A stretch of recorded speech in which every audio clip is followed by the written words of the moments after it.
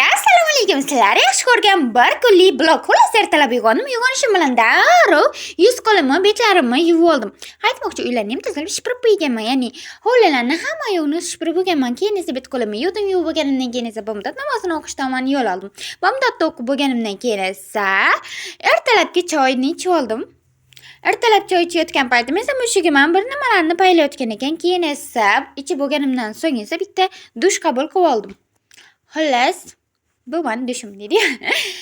Keyin esa mol sho'rva qilamiz, ya'ni mol dimlama. Shuning uchun mol go'shti olib kelindi. Tushonka desa ham bo'laveradi. Ana shuni tushonkadan olib keldim. Birinchi marta ishlatib ko'rishim, bunaqa tushonkadan ovqat qilib ko'rishim. Keyin kartoshkalar archilmagan deb negativ yozib o'tirmaylik. Biz qirib archamiz, ya'ni po'sti ham bilinmaydi. Olib tashlaymiz. Shuning uchun shunaqa ko'ringan. Xullas, dimlama ham bir zumda tayyor bo'ldi. Albatta mana shunaqa dimlamalardan ichib oldim. Xullas, bir zumda bu bizda oshxona. Mana shu yerda ovqatni mazza qilib ichib oldim. Bu joyimni ko'rsatmadim. Uzr so'rayman. Yonimda esa power bank har doimgidek. Keyin esa peshin namozini o'qib oldim. Peshin namozini o'qib bo'lganimdan keyin Bikolayevda birozgina pul ishlab o'tirdim.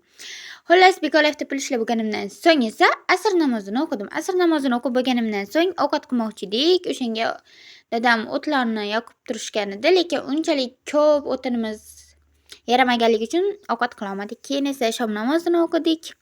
Shom namozini o'qib bo'lganimdan so'ng uylarni tozalab bitta shipirib chiqdim. Shipirib bo'lganimdan so'ng esa xufton namozini o'qidim va mazza qilib uxlab bordim. Bo'ldi, tamom.